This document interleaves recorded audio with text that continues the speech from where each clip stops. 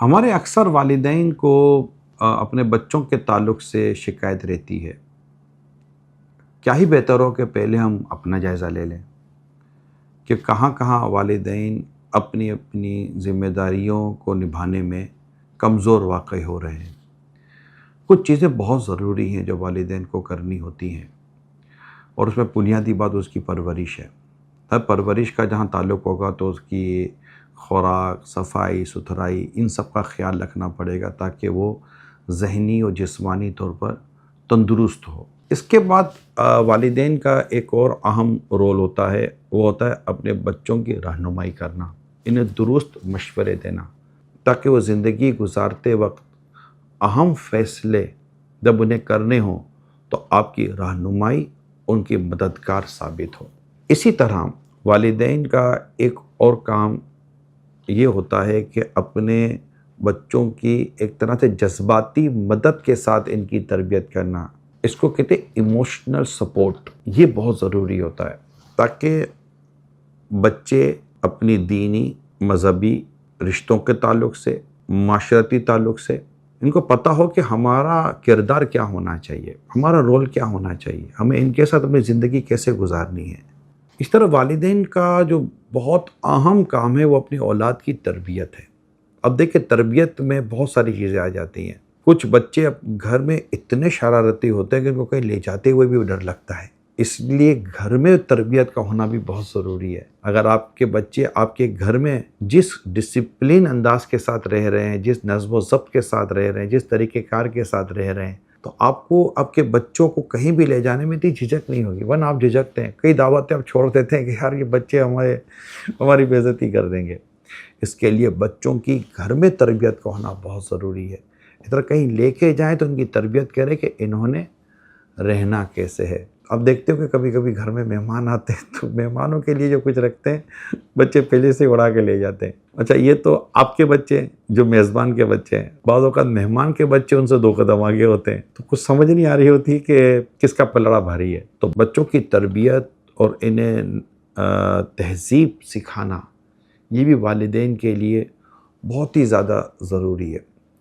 ایک اور بہت ضروری بات ہے جو شاید ہم نظر انداز کر گئے، جب ہمارے بچے بڑے ہوتے ہیں تو ان کا فرینڈ سرکل بننا شروع ہو جاتا ہے۔ دیکھنا یہ کہ وہ کس کے ساتھ اٹھ رہے ہیں، کس کے ساتھ بیٹھ رہے ہیں، کس کے ساتھ کھا رہے ہیں، کس کے ساتھ پی رہے ہیں۔ اسکول لائف سے لے کر آگے تک ان کی دوستی کس کے ساتھ۔ حدیث پاک میں آتا ہے دوست کے دین پر ہوتا ہے، دیکھو تم کس سے دوستی کر رہے ہو۔ تو آپ کو لازم دیکھنا ہے کہ آپ کے بچوں کی دوستی کس کے ساتھ ہے۔ اب تو برننگ ایشو ہے، ایک موبائل نظر رکھیں۔ موبائل لیا نہیں جا سکتا واپس، بہت مشکل ہو گئی ہے اور بہت بڑا پرابلم ہے یہ۔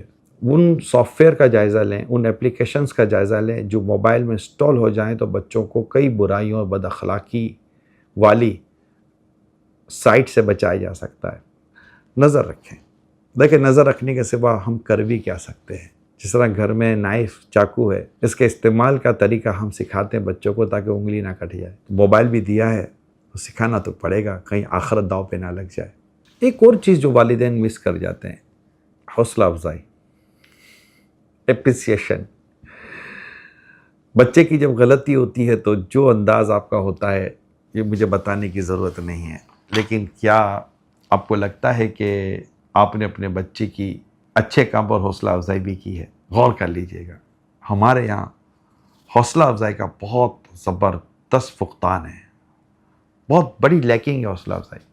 اگر بیٹی نے کوئی کام نہیں کیا تو ماں نے بیٹی کو چھوڑنا نہیں ہے، اور اگر بیٹی کچھ کر دے، برتن دھو دے، کچھ صاف صفائی کا کام کر دے تو ماں کہتی ہے کہ تو کام تھا آپ کا، تو ٹھیک ہے کام تھا ان کا، تب کیا اپریسیشن، حوصلہ افزائی کر دیں۔ آپ اپنے بچوں کی حوصلہ افزائی کر کے دیکھیں، پھر دیکھیں آپ کی اولاد کس قدر فروٹفل اور یوزفل ایکٹیویٹیز میں چلی جاتی ہے۔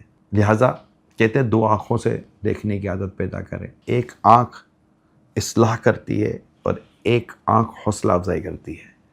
جہاں غلطی دیکھیں وہ اصلاح ضرور کریں طریقے کے مطابق، جہاں اچھا کام دیکھیں وہ حوصلہ افزائی ضرور کریں طریقے کے مطابق۔ اگر صرف اصلاحی کرتے رہیں گے اور حوصلہ افزائی نہیں کریں گے تو بھی ڈس بیلنس، صرف حوصلہ افزائی کرتے رہیں گے، اصلاح نہیں کریں گے تب بھی ڈس بیلنس۔ اور اسلام بیلنس کو پسند کرتا ہے، معتدل انداز ہونا چاہیے، بیلنس کے ساتھ زندگی گزاریں. اللہ نے چاہا دنیا اور آخرت بہتر ہوگی. صلو علی الحبیب صلی اللہ علیہ محمد.